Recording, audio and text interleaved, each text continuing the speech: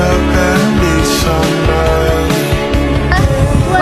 The world together. Assalamualaikum warahmatullahi wabarakatuh. Perkenalkan, nama saya Muhammad Rahim Terbista dengan NIM 068. Perkenalkan, nama saya Agisimia Fajar Anggraini dengan NIM 067. Perkenalkan, nama saya Anissa Aletuzara dengan NIM 069. Perkenalkan, nama saya Talita Kayana Najwa dengan NIM 070. Hari ini kita akan membahas tokoh yang kontroversial namun berpengaruh dalam sejarah politik Indonesia, yaitu Dipa Nusantara Aidit atau yang lebih dikenal sebagai DN Aidit.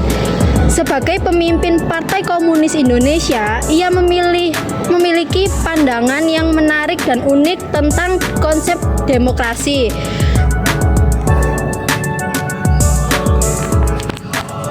Bagaimana demokrasi menurut Aidit? Apa saja gagasannya yang berusaha mengedepankan kepentingan rakyat, keadilan sosial, dan melawan penindasan? Mari kita pelajari bersama dalam pembahasan ini. Oke, di sini saya akan menjelaskan tentang latar belakang dari DN Aidit.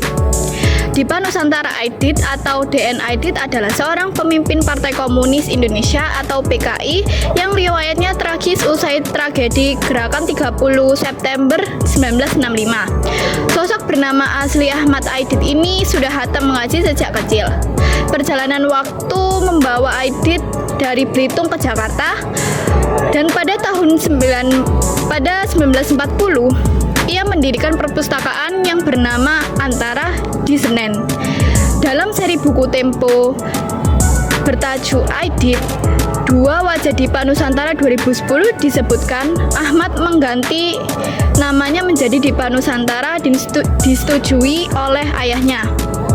DN Aidit merupakan salah satu tokoh penting dalam sejarah politik Indonesia yang memiliki pandangan yang khas tentang bentuk pemerintahan demokrasi.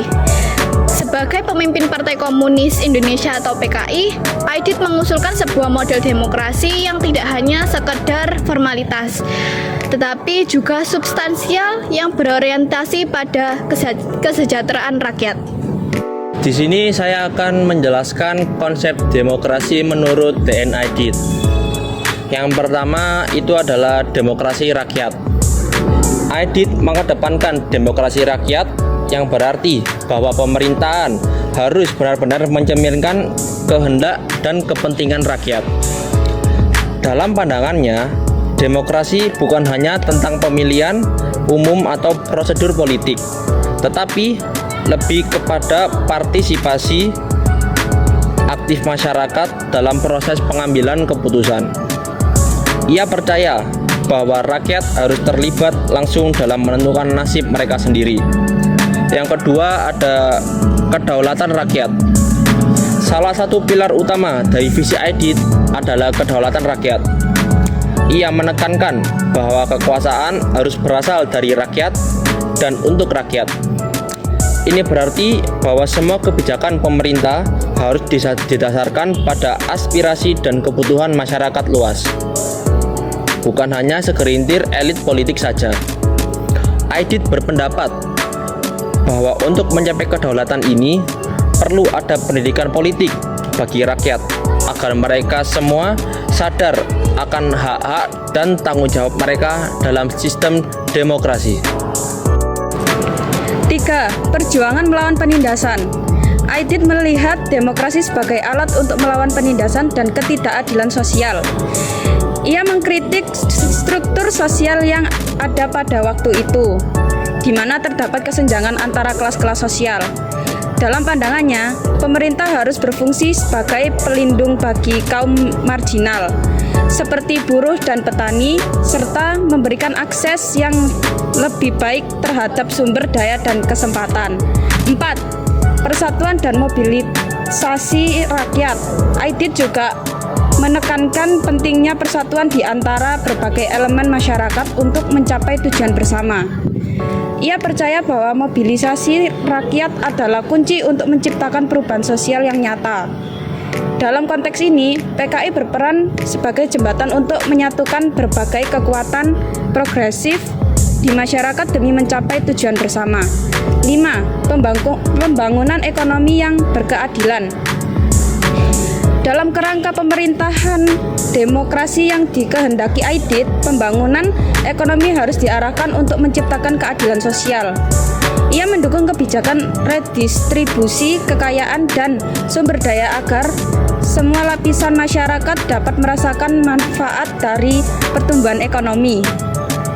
Aidit berargumen bahwa tanpa keadilan ekonomi, demokrasi tidak akan pernah terwujud sepenuhnya.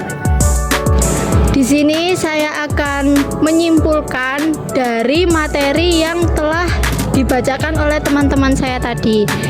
Secara keseluruhan, visi DNID tentang pemerintahan demokrasi adalah sebuah sistem yang inklusif dan partisipatif di mana rakyat memiliki suara yang kuat dalam pengambilan keputusan politik dan ekonomi.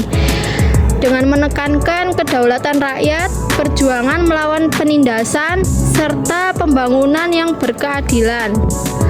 Aidit berharap dapat menciptakan masyarakat yang lebih adil dan sejahtera bagi semuanya. Demikian pembahasan kita tentang konsep demokrasi versi DNID, seorang yang pernah menjadi bagian penting dalam sejarah politik Indonesia. Melalui gagasan-gagasannya, Aidit mencoba memperjuangkan demokrasi yang lebih substansial, berorientasi pada kesejahteraan rakyat, dan melawan ketidakadilan sosial. Meskipun pemikirannya kontroversial, kita dapat belajar bagaimana ide-ide ini mencerminkan perjuangannya untuk menciptakan masyarakat yang lebih adil. Terima kasih telah menyaksikan video ini, semoga bermanfaat. Wassalamualaikum warahmatullahi wabarakatuh.